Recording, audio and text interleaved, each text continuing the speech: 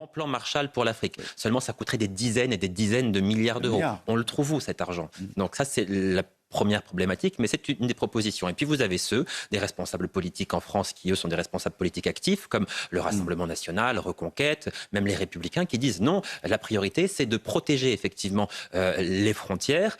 Eux, ils estiment que c'est possible. Pour l'instant, effectivement, on voit que ça ne fonctionne pas. Sans doute n'y a-t-il pas de moyens suffisants. C'est vrai que Frontex, il y a tout un tas de failles. Enfin, Frontex, c'est un échec. On peut dire que c'est un échec. Gérald Darmanin renforce les forces de l'ordre auprès de la frontière italienne, près de Vintimille, près de Menton, mais on voit bien quand même que ça n'empêchera pas, ça empêchera une partie sans doute de ces migrants de passer, mais pas tout, si vous voulez. Il faut quand même avoir un chiffre en tête, c'est que au cours des 12 derniers mois, depuis un an, l'immigration illégale a progressé de 60%, plus 60%. Plus 60%.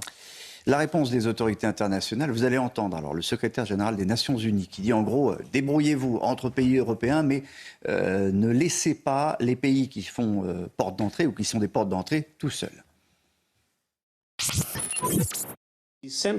Il est essentiel d'assumer une responsabilité européenne, car l'effort ne peut pas être fourni uniquement par les pays situés aux frontières de l'Europe. Les efforts doivent être partagés par tous les pays européens. La situation là illustre quoi? Elle illustre le foutoir européen, dans lequel aucune politique migratoire n'arrive à se mettre en place.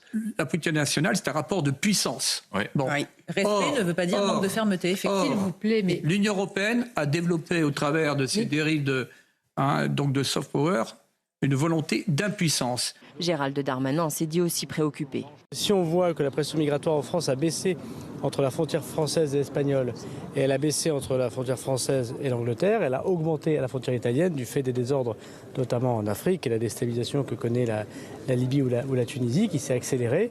Et nous avons une augmentation de 100%. Regardez la Tunisie. Enfin, la Tunisie est en train de faire une chasse incroyable à ces migrants, et c'est ce pays ami qui nous les renvoie. On ne peut plus continuer comme ça, parce que l'opinion ne va pas le supporter. On a la pire politique migratoire possible.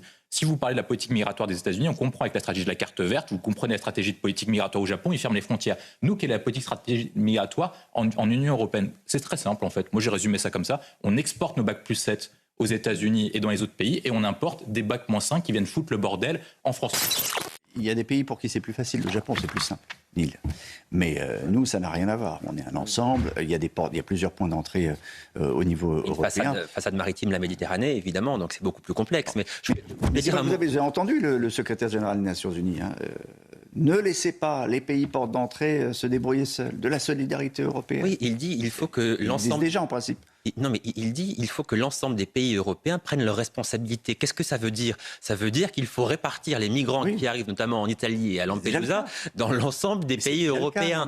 Mais ça n'est pas du tout ce que veulent les peuples européens. Les peuples européens, les dirigeants d'ailleurs, ne veulent pas qu'on répartisse, en tout cas une partie d'entre eux, ne veulent pas qu'on répartisse les migrants dans les pays. D'ailleurs, l'Allemagne... Mais c'est déjà le cas, parce que l'Allemagne a annoncé qu'elle avait atteint son quota. Exactement. C'est le pacte de solidarité qui ne fonctionne pas de toute façon. Et l'Allemagne a dit hier, on ne prendra plus les migrants qui arrivent en Italie parce que c'est trop, on n'en peut plus. Donc il ne faut pas répartir les migrants, ce n'est pas ce que demandent les peuples européens. Ils demandent à ce qu'on stoppe cette immigration et que ceux qui n'ont rien à faire en France, ceux qui n'ont pas le droit à l'asile notamment, retournent dans leur pays. Y compris ceux qui travaillent dans les cuisines?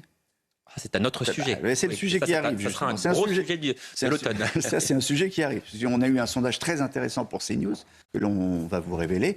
Plus de la moitié des personnes interrogées sont contre la régularisation de tous les clandestins employés dans ce qu'on appelle les métiers en tension.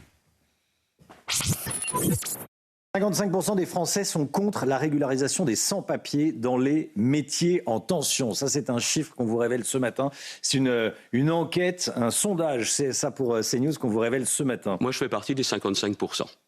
Je refuse cette mesure parce que quoi qu'on dise, quoi qu'on fasse, cela créera immanquablement un appel d'air, un message qui consiste à dire « Venez comme clandestin, un jour ou l'autre, si vous avez un emploi, vous serez régularisé ». Non.